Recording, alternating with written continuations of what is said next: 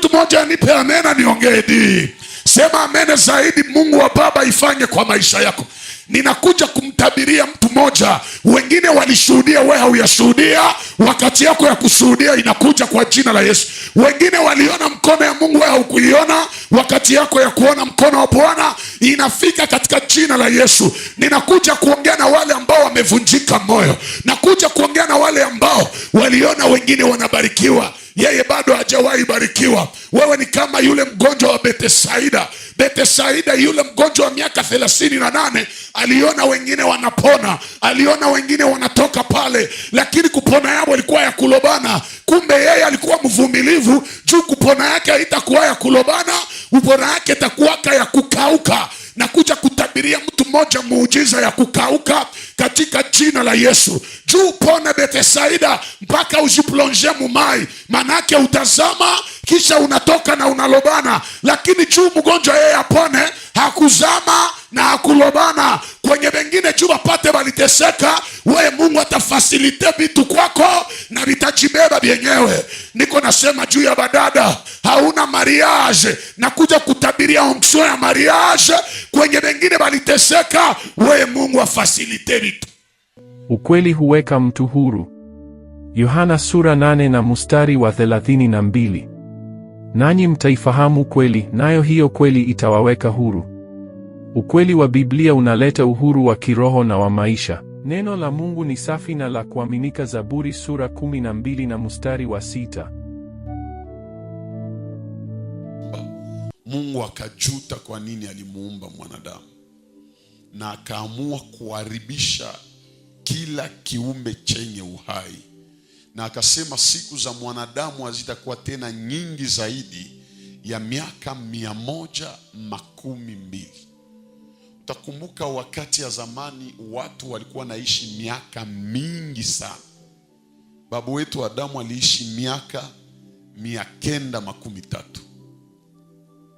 Mtu ambaye aliishi miaka mingi sana katika Biblia anaitwa Metushela, na aliishi zaidi ya miaka 959. Alitaka fikia miaka, donc alikuwa na tendre vers miaka 1000.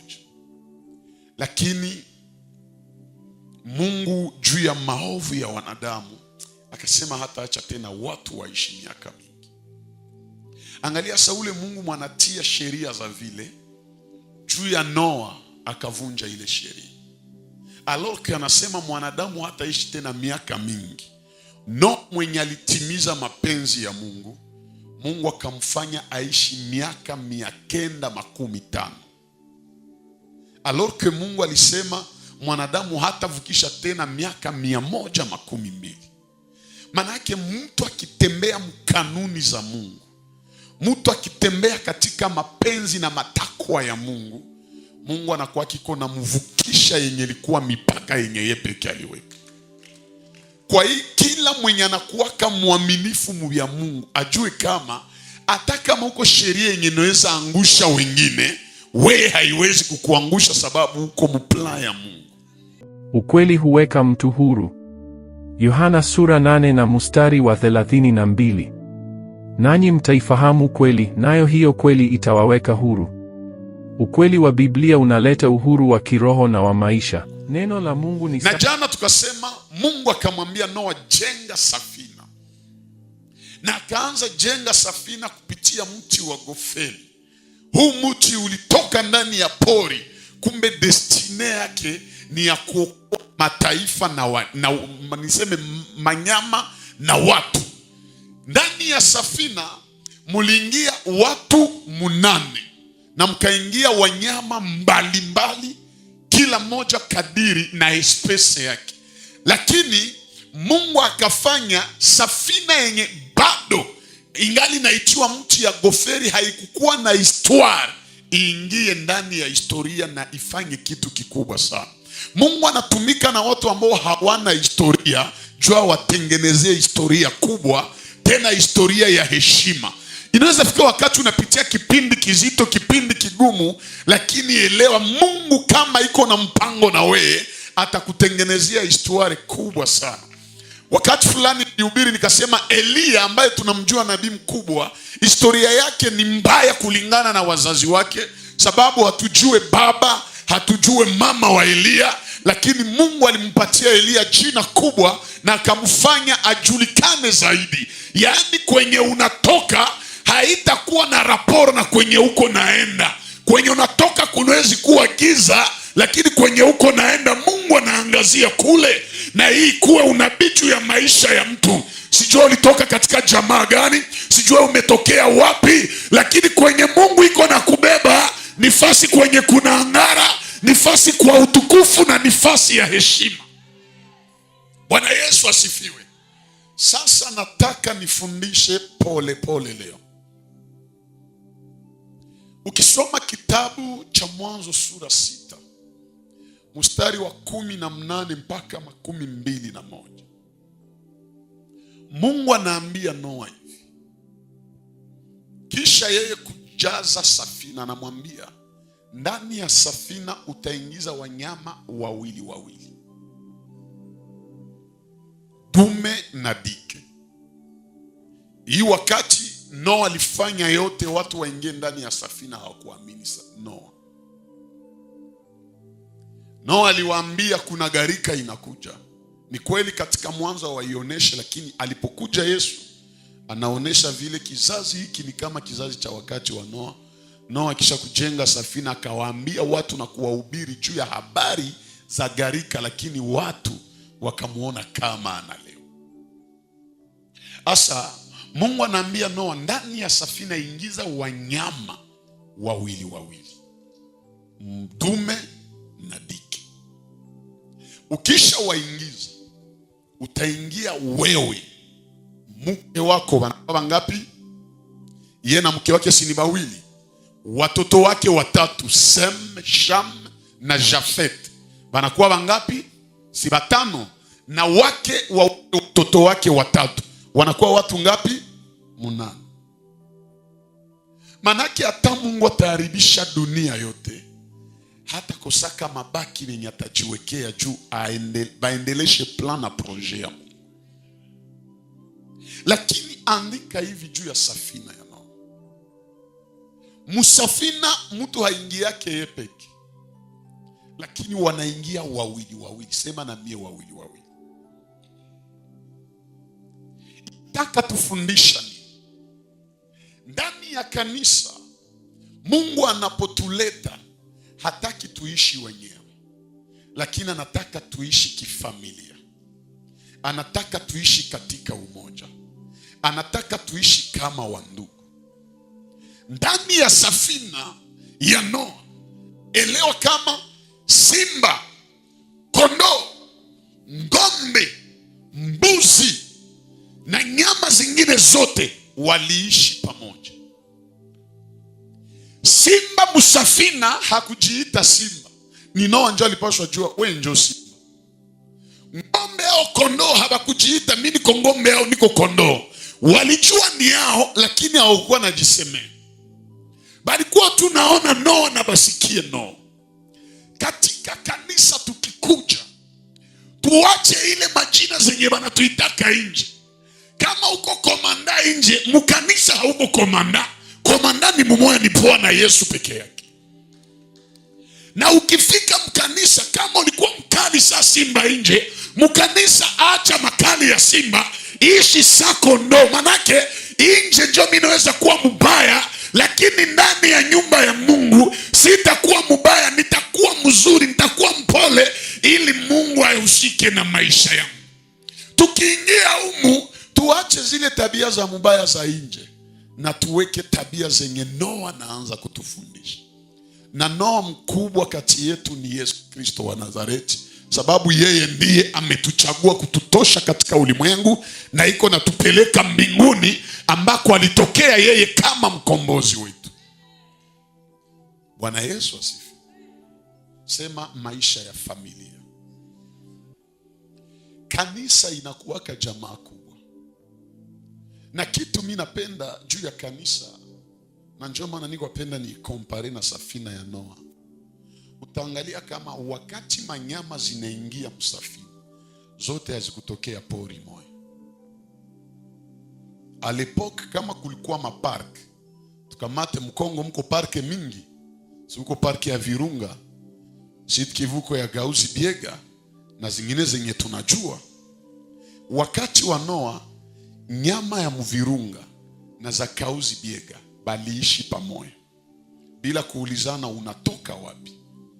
Degre ya mwisho ya butoto mkanisa ni saa mtu anatafutaka ajue kabila ya mwingine. Lakini tukikuwa mkanisa hatuna bezwe tujue huyu anatokea wapi. Tutajua tu Mungu amemtumia Noa wetu juu kungazi ya kiroho. Noa ni Yesu, lakini pia kungazi ya utumishi Noa ni mtumishi wa Mungu ambaye Mungu anatupatia. Hasa kama Mungu ametupatia malaika wa kanisa hili la Jehova Nisi kuwa Noa wetu, manake hapa tutajua kama sina besoin ya kujua ulitokeaka wapi. Tutajua tu tuko sie wote musafina, tuko na chunga tuepuke gazabu ya Mungu yenye iko na uwa watu wengine kule. Ndani ya safina mwenye atataka ajue mwenzake anatokea wapi, Noa atamwambia rudia basi kwenye walitokea, tulete mwingine akie ukipe ile plus. Or kutoka nje ni garika na itaua nyama yenye tatoka nje.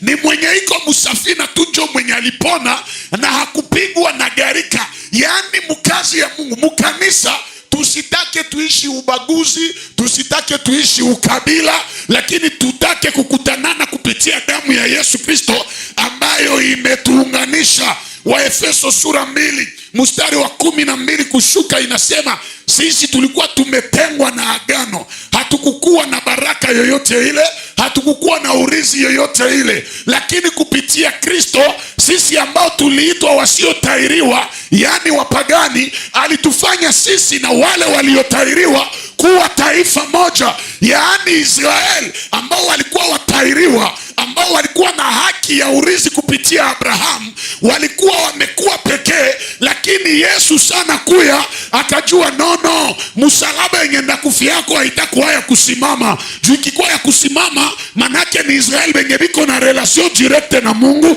lakini itakuwa msalaba ya muti ya kusimama na muti ya kulala. Ya kusimama ni Israeli benye biko na relation directe na Mungu, na ya kulala ni mimi na wewe benye tulikuwa mbali na utukufu ya Mungu. Lakini Yesu aliigeuza kuwa mti moja na sote tunajikutana pale. Ndio maana ukwe Munande ndani ya Jehova Nisi uko nafasi, ukwe Mutembo ndani ya Jehova Nisi uko nafasi, ukwe Mushi. Sie hatuna bezoe ya kabila. Kabila yetu ni moja, kama vile baba nasemaka kabila yetu ni ya Goligota pale ambako Yesu alimwanga damu yake. Damu ya Yesu alikuwa wa rangi ya wazungu, lakini damu yake ilikuwa sawasawa na ya wengine tu. Maana yake kama Yesu alimwanga damu juu sie wote tuokolewe, mukanisa tuishi na sie kama jamaa. Bwana Yesu asifi. Frero, nataka oa mukanisa, usitake ujue dada anatokea kabila gani, anatokea ukoo gani. Anaweza kuwa kabila yenu na anakutesa maisha yako yote, lakini taka ujue anaokoka au haokoke. Kama haokoke njoo usioe, lakini kama naokoka vya kabila pembeni, wajua naokoka. Bwana Yesu asifi. Sisi tunatampatia kazi, lakini ifo tujua anatokea wapi. Juu ile kabila yao inakuwa kama bayuai. Acha vile. Fasi yote kuko bazuri na babaya. Ya maana haiko kujua mtu anatokea wapi, lakini ya maana ni kujua nimekutanana naye mu ya Mungu. Ile natosha. Bwana Yesu asifi.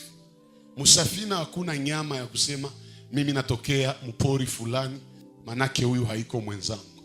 Na hii kitu ingine uelewe, tukishakuwa si wote musafina tunakuwa benzetu, si wote tuko pamoja.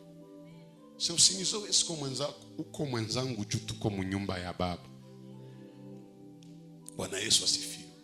Tukikuwa mnyumba ya baba tuko sawa sawa juu kisi Mungu anakuonaka njoo vile anaonaka mwingine. Nataka nijieleweshe mzuri pale. Sasa tunaokoka, Yesu akituona anajiona ndani ya mtu juu ya utakaso ya mtu. Maki kama sie wote tunatakasika, Yesu akitaka kujiangalia hana besoin tena ya kio. Lakini mwenye anaishi utakaso njoo anageuka kio ya Mungu. Juu kila mtu mwenye anaishi utakaso Kristo anakaa ndani yake, sababu alisema kaeni ndani yangu na mimi vile vile. Hasa Yesu akikuwa naikala ndani yako, na yeye kama anaokoka naye anaikala ndani yake, manake tunafanana juu ya Yesu mwenye iko ndani yetu. Hapana ambia mwenzako hauko mwenzangu, haiko mwenzako yeye, alorke Yesu akikuona anajiona ndani yako, na akimuona anajiona ndani yake. Tuungane tu pamoja na tuende mbali zaidi.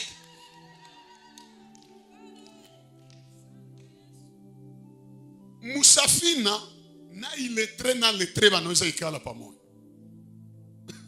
Mwalisoma na mwe hakusoma wanaweza fanya nini? Mbona munijibi? Banafanya nini musafina? Ngoja nikuonesha. Eske mnajua kama manyama ziliingia musafina zote hazikuwa za mpori? Juu mpori njoo hakukuwake adabu. Nyama ya mpori haina adabu, habaifundishake.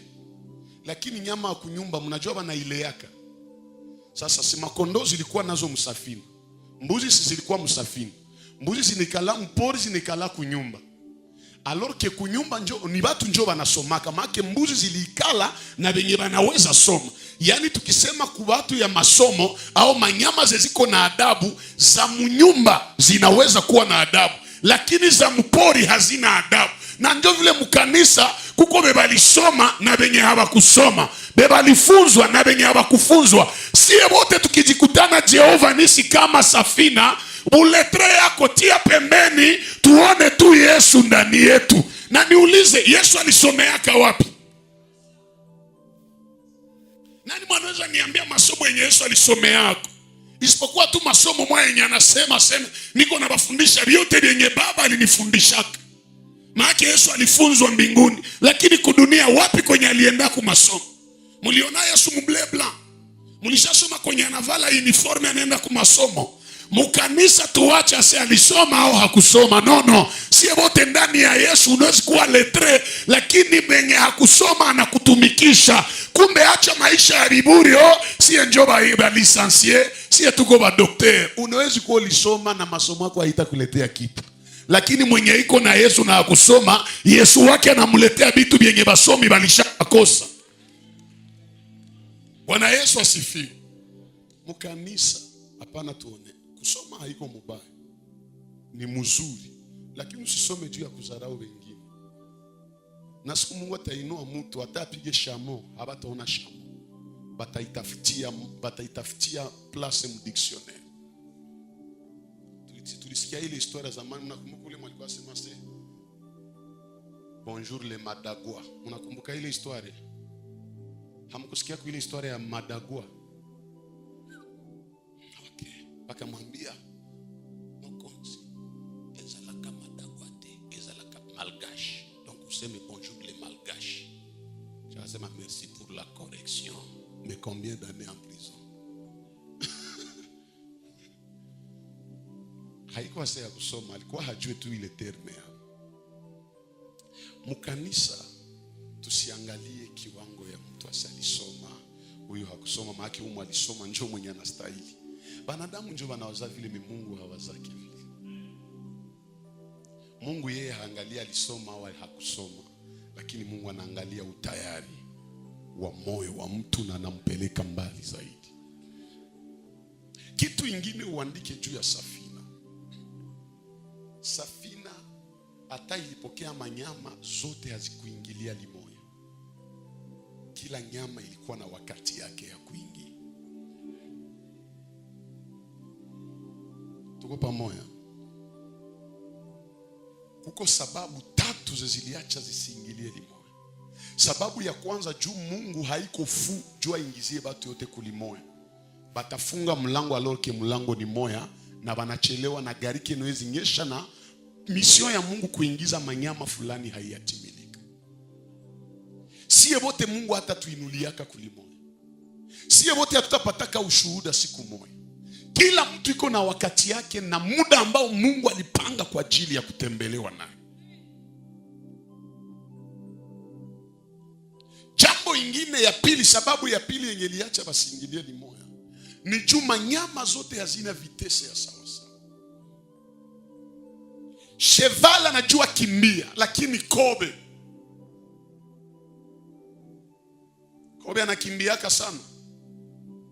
Kobe ni mwenda pole. Cheval anakimbiaka par cheval. Lion anaweza kuwa na vitese ya nguvu sana. Mukanisa siye wote tunaomba Mungu moja. Lakini usiwaze juu siye wote tunaomba na njoo vile tutabarikiwa kalimoja.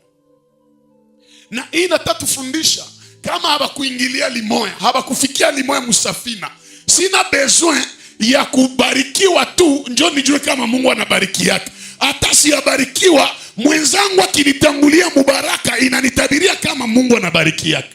Manake mukanisa sitasifu Mungu juu tu alishanitendea. No. Hata hayanitendea sitasema hatendake. Keniliona kwa jirani inanipatia assurance kama na mie kuna siku atanitendeaka. Mtu mmoja aseme amen.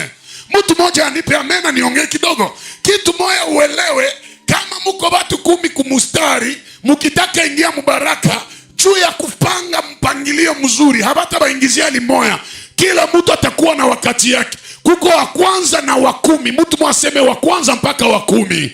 Wa kwanza ni juu iko mbele. Wa 10 batamuita wa mwisho juu ya njoo iko nyuma. Lakini wa kwanza akiingia, mwalikuwa wa 10 hata bakia tena wa 10, anakuwa wakenda mara moja. Wa pili akiingia, mwalikuwa wakenda hata bakia wakenda, anakuwa wa 8. Manake usisikiake wivu juu ya baraka ya mwenzako. Please anaingia mubaraka ni kutabiria kwamba na we wakati yako iko nafika. Mtu mmoja nipe amena niongee di. Sema amena zaidi Mungu wa Baba ifanye kwa maisha yako. Ninakuja kumtabiria mtu moja. Wengine walishuhudia, wewe hauyashuhudia.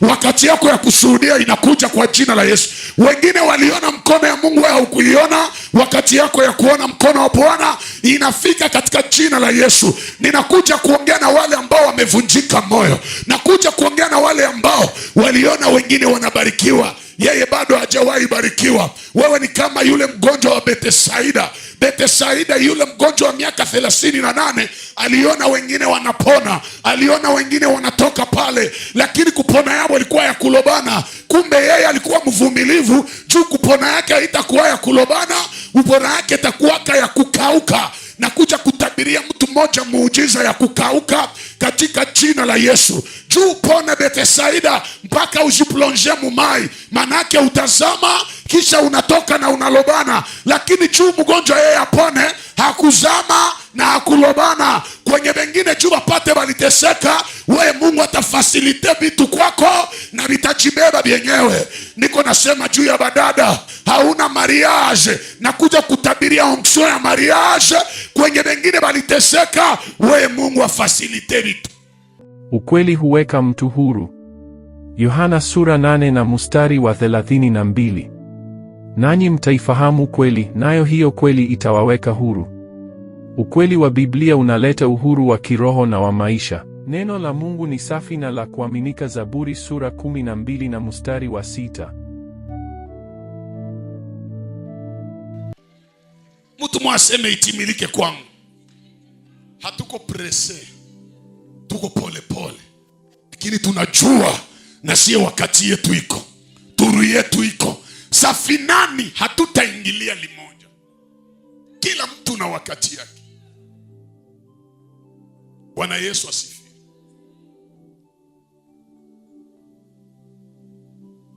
Tena na manyama wote hawakuingilia fasi moja. Mandege zilipitia kudirisha, na manyama za kutembea na miguu zikipitia kumula. Umatapitia kudirisha atasema minjo wa yulu sana. Juu mimi nilipitia yulu. Kumbe Mungu iko na njia fasi yote. Anaweza kupitishia yulu na anaweza pitishia mwingine chini. Bwana Yesu asifiwe. Yaani safina nataka tufunza kubarikiwa ya mwenzangu. Haitaacha mimi nawaza ki Mungu abariki yake. Lakini kubarikiwa yake inaacha mimi najua ke apre yeye itakuwa mimi. Kama haiko mie itakuwa mwingine mwiko karibu yangu. Na siku ndaingia itakuwa ajabu sana. Ndio maana nimesema bia tukikuwa watu 10, acha bakutangulia batangulia. Lakini ujue safina haitafungiwa na hauyaingia.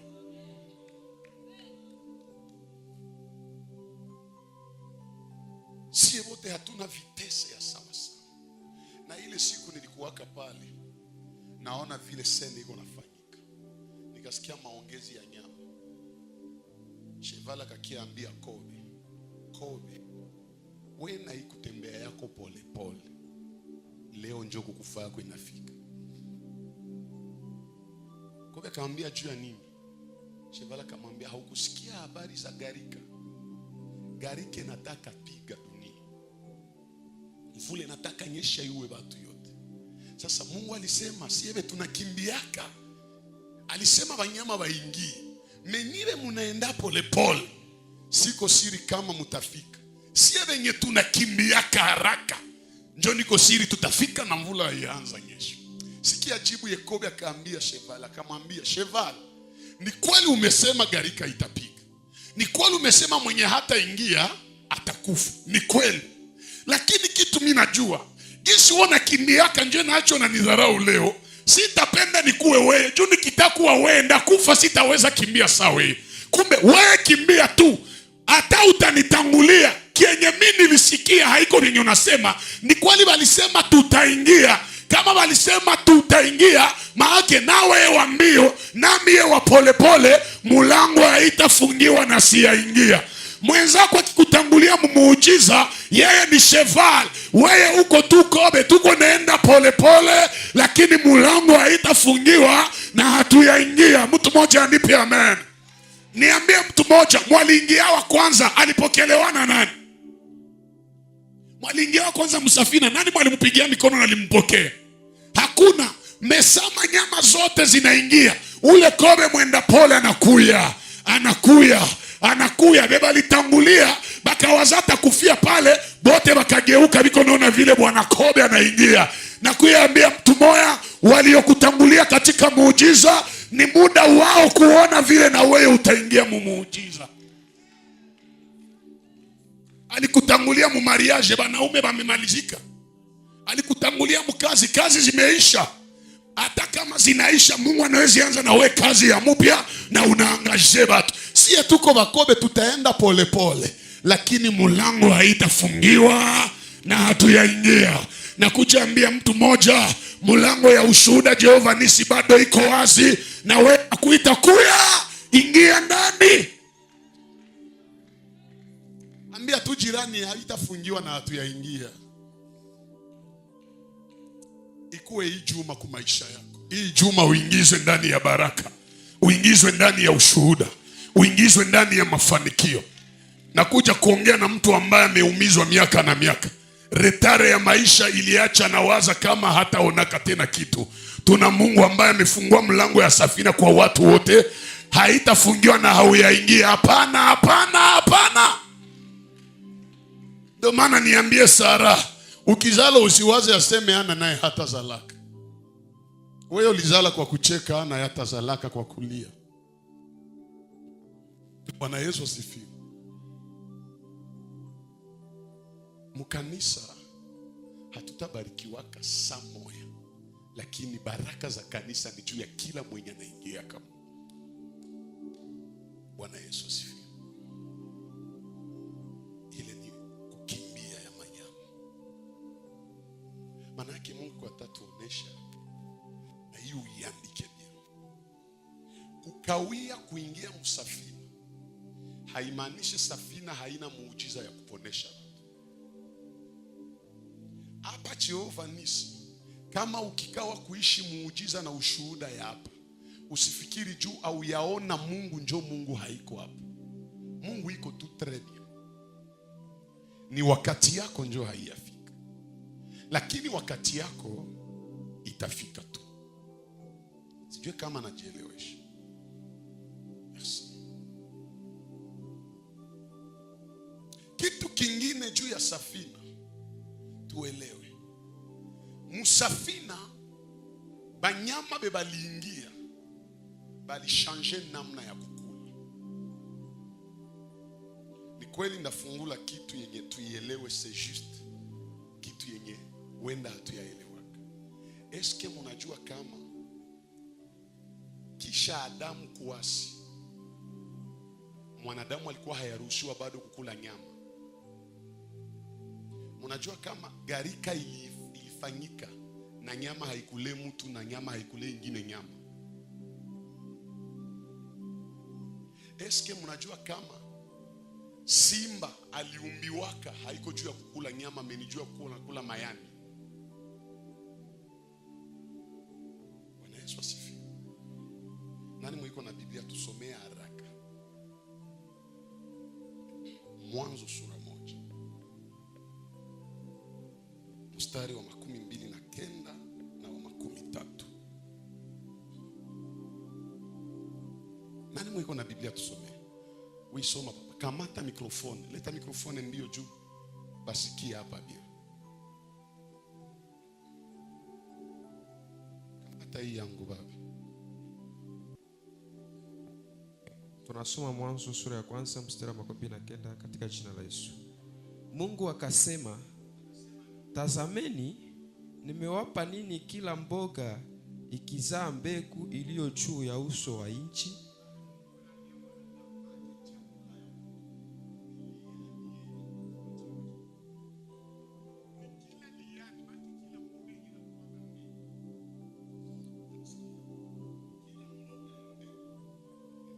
Na kila mti ndani yake ni tunda la mti likizaa mbegu.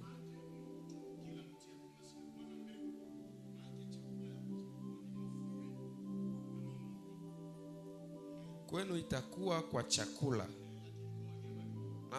na kwa kila nyama ya dunia, na kwa kila ndege ya anga, na kwa kila mtambazi juu ya nchi iliyo hai, nimewapa majani yote na mboga kwa chakula.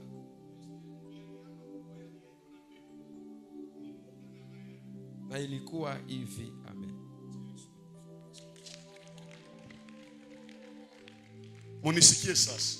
Chakula ya mtu ni kila mboga yenye inakuwa na mbegu, na kila mti ya tunda juu, kila mti ya tunda inakuwa kana mbegu. Chakula ya manyama ni kila liani.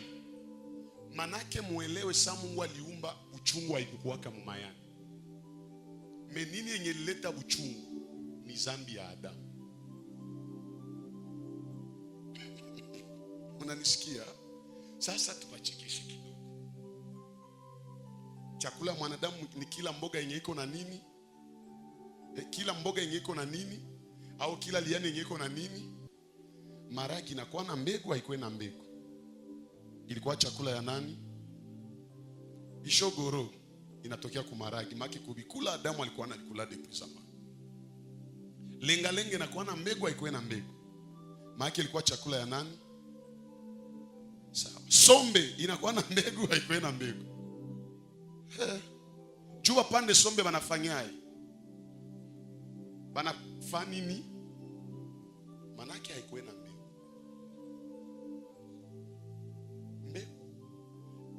Mbegu ile mbegu ikiangukia inaweza ota. Voila, manake haiko njo mbegu yayo.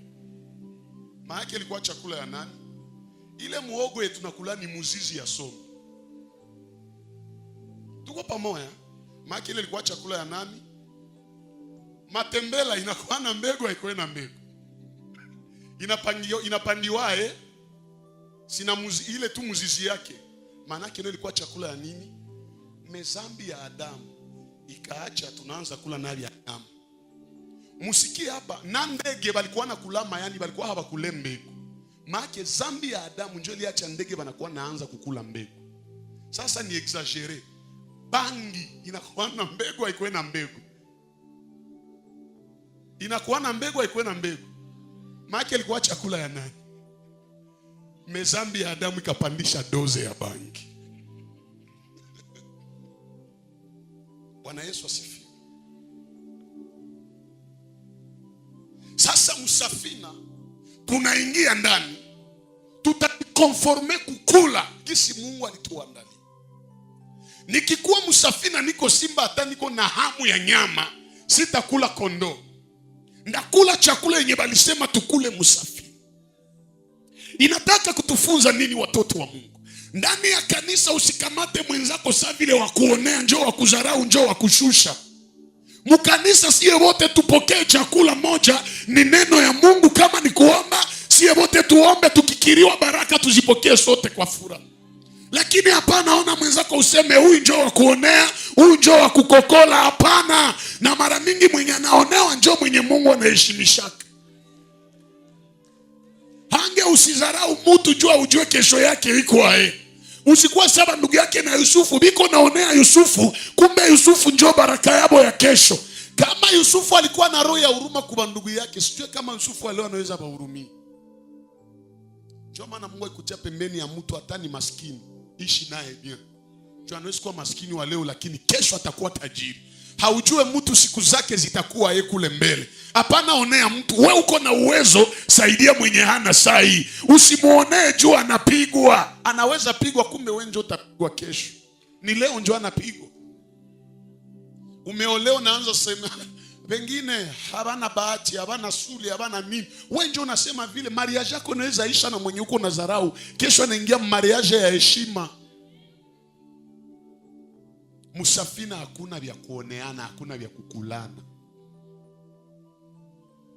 Ndio maana nataka niambie watoto wa Jehova nisi tuishi hivi. Tusioneane, tupendane sana na tuishi kupenda neno ya Mungu. Juu ukisoma Biblia maandiko yanasema kama musafina balitia chakula juu ya batu na manyama. Wote balikuwa na changia. Maana simba utahurumia kondoo. Juu ya nini simba astahili kula kondoo musafina? Juu baliingia couple. Manake ukikula kondoo unapoteza kizazi ya zile kondoo. Juu wote habata ingia musafina batakufia nje. Sasa mwenye aliingia Mungu alimutia musafina juu akonserve race ya wenzake benye biko na kufia nje. Usipende uamalize maisha ya mtu mkanisa uiharibishe wakati anatokea mjamaa yenye ilisha kufa na ilisha oza. Sie wote hapa tunatoka fasi ya mubaya. Kuko benye hapa ma reclamation familiale zingali na bafuatiliaka. Tunakia mkanisa juu Mungu wa Jehova nishi atutoshe mwile. Ayesa tunafika tena sie njoo tunaanza malizana sie kusi. Unaona ule mama kamama kabaya kale kamulozi ushamubana na bulozi. Na kama ulishamubana, kama uyamubanaka au habayamubanaka, wewe njoo na confirmeni mulozi maake naona kuwaka mulozi mwingine. Si ule mama ni mchoyo, ulishamlomba kakuima. Na mnawaza mwenye hapana njoo mchoyo. Unaweza nilomba niko nayo meiko mkazi. Sikuime juu niko mchoyo, mejuisha kwa kuproje zamani. Se nilimuona na la, nikamlomba kaniima na mtu c'est possible mtu akuime, haiko aseme juu ni mchoyo. Lakini Samu alishaziaidia mtu mwingine. Hasa unapenda apoteze neno yake ya honere kule. Kanisa siye wote tuishi sa vile kondoo. Bwana Yesu asifiwe. Note bien. Ni msafina njoo Mungu anapatiaka kondoo bahati ya kuishi na simba hata mkuu. Juu apre kutoka tu msafina, kondoo anarudia chakula ya simba. Sijui kama mnanisikia hapa. Fasi saa hizi njoo Mungu anakutanishaka mtu na mwenye hange kwa wa niveau yake. Mwenzako ni futur president. Tukamate tu mfano. President Fachi wetu alikuwa anaingia mkanisa. Na alikuwa anaikala kukiti ya mbele. Me mwenye hana mawazo vision Samu alitukanaka Fachi. Anamwambia mubaya. Kumbe ajue mwenye iko naambia mubaya njoo mfalme president wa kesho. Sasa wakati mwingine Mungu akituikalisha hivi kisi tunaikala, hatujua avenir au future ya mtu hapo. Tujifunze kuishi vizuri. Mungu akikupatia neema ya kukutanana na grand, usiwaze utaishi na ule mkubwa siku zote. Niongee na kondoo, hii ni langage yenye iko kode meni de kode. Niongee na kondoo mwenye anakutanana na simba musafina. Ni kweli musafina hautakuliwa na simba. Memukitokaka simba naweza kukukula kama uko kondoo ya kiwerewere. Sasa juu sikuwe kiwerewere, sa uko naye musafina, jifunze anakikalai. Akingoroma usiogope. Juu rugissement ya lion, musafina haiko juu ya kuogopesha kondoo. anapenda atokote juu batu bajue anatokotaka. Sasa saa yenye anangoroma mbele yako, ogopa ndani, usionyeshe nje na ujifunze kuisiporte. Siku munatoka musafina, akirijire mbele yako kondoo, usikimie. Anarijiro na simama, simba taelewa ni kondoo kwa ngozi memukichwa, ni simba sami. Ndio maana Yesu alielewa vile. Yohana alimkaribisha nasema voici l'agneau, maana ni mwana kondoo, lakini hatarudia mwana kondoo, atarudia simba. Juu ya nini? Juu anajua mbinguni kuko hai waine, mubale waine, muko simba, muko ngombe, muko tai na muko mtu. Alors que simba naweza kula wale wote. Sasa Yesu ndio mwana kondoo anatokea. Alifika kule mpaka hakuna simba mwenye alimkula. Juu ya nini? Juu unamuona kwa nje ni kondoo, mendani ni simba. Unaweza kuwa maskini kwa nje, lakini akili yako kuwa tajiri. Ukweli huweka mtu huru. Yohana sura 8 na mstari wa 32. Nanyi mtaifahamu kweli, nayo hiyo kweli itawaweka huru. Bwana Yesu asifiwe. Ukiikalaka na tajiri kisha ubakie maskini maisha yote, maana hauna akili. Mungu akikutanisha na mtu mwenye ni tajiri, jifunze na tumika kazi ya hata hauna different. Siku taipata, tumika na akili ya matajiri, itakuzalia mingi sana na unakuwa mtu wa maana. Bwana Yesu, sijui mimi najielewesha. Bwana Yesu asifiwe. Musafina kondoo anaweza ishi nasi. Na kondoo pala anajifunza. Na tena muelewe, Yesu alituita sisi tuko kondoo zake, si ndio vile? Meye ni simba wa kabila ya nini? Eske mnajua kama kila mwanaamini Yesu haiko tu tena kondoo, anakuwa mara mwana mkabila la Yuda. Juu Yesu ndio simba wa kabila la Yuda. Manake tuko kondoo na tuko masimba alafua. Nataka nikufundishe hivi. Kondoo anakuwa mpole.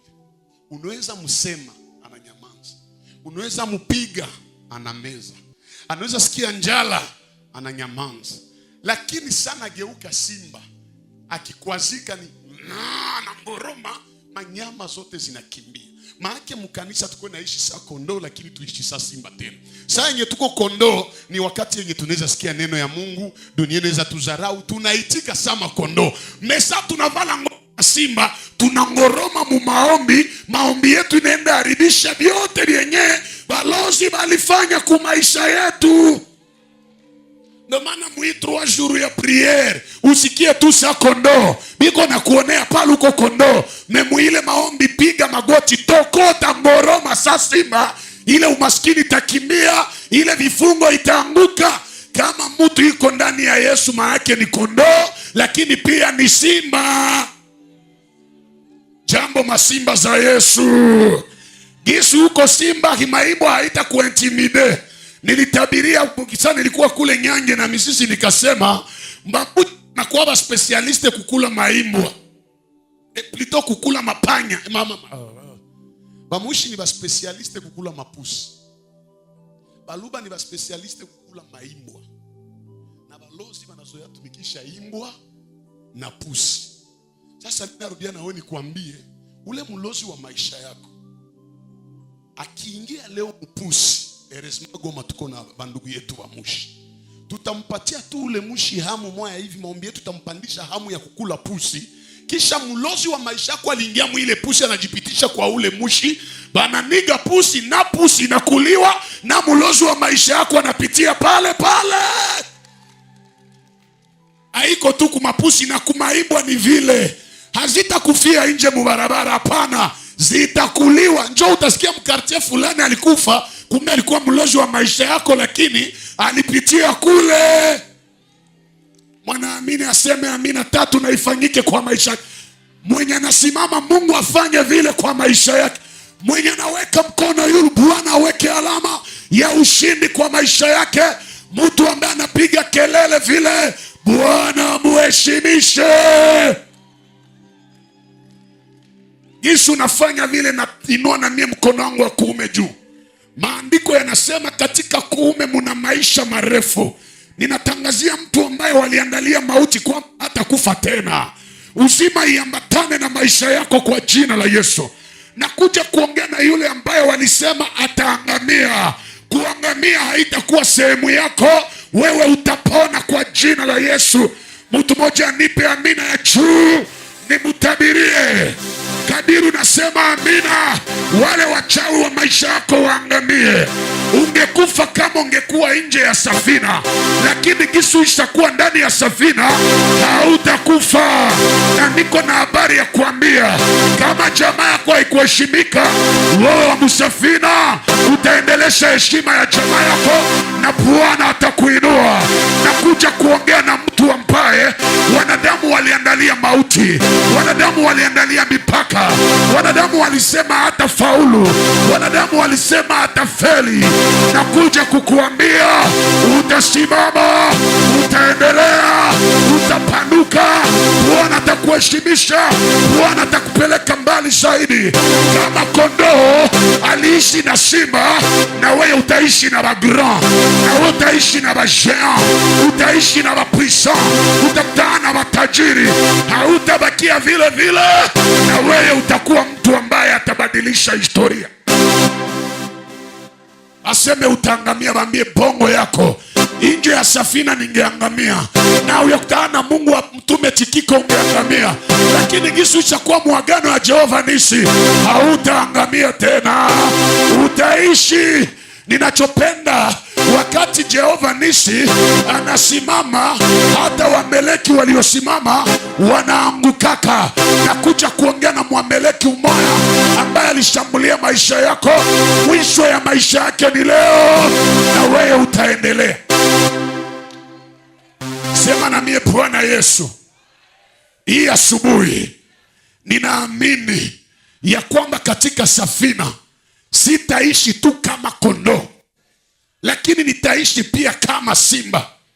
Ina maana Bwana, mahali ambapo niliteseka, mara hii sitanyamaza. Natokota katika maombi kwa ajili ya kumaliza mateso. Katala mateso kama simba, piga makofi. Oh! Nani mtu wa uzima aombe zaidi ya jirani? Nani mtu wa uzima aseme mie na ngoroma saa isa simba?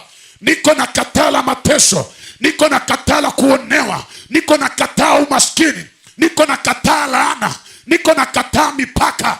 Au nom puissant de Jésus, dans le nom puissant de Jésus, alors que tu es en train de prier, laisse que tes prières deviennent un rugissement. Oh, mulozi wa maisha yako hata resiste, mchawi wa maisha yako hata resiste. Juu simba alishaanza ngoroma. Simba iko na tokota tayari, na simba akitokota wanyama wote wa pori wanaendaka, wanakimbia. Ile maombi yako ifaranikishe maadui, ichanganyikishe wachawi, ikimbize warozi, ikimbize wasuda, iangushe laana, iangushe mipaka, iangushe uchawi, iangushe walozi. Au nom de Jésus, au nom puissant de Jésus.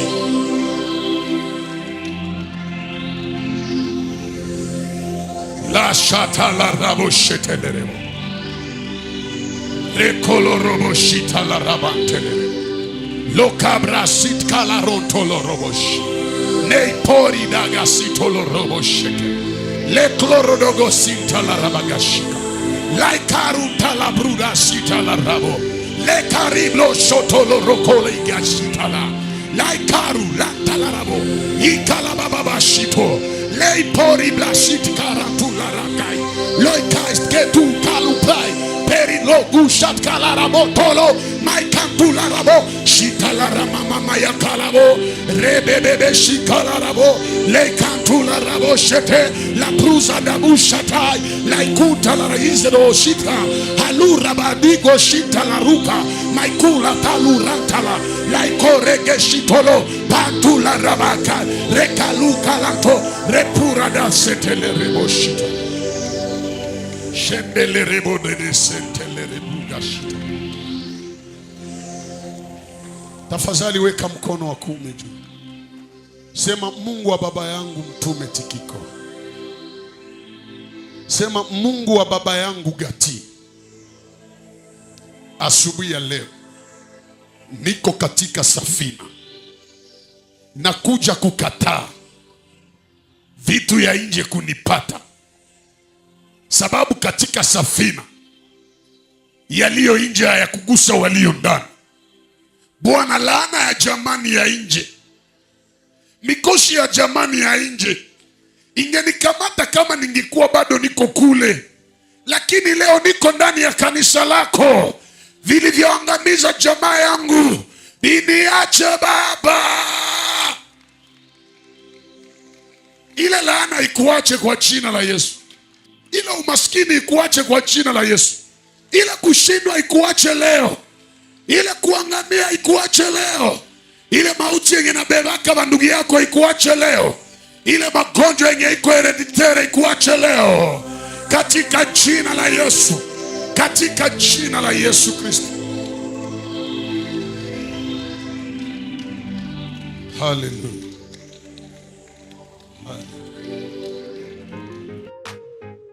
Abonnez-vous, aimez et activez le cloche de notification.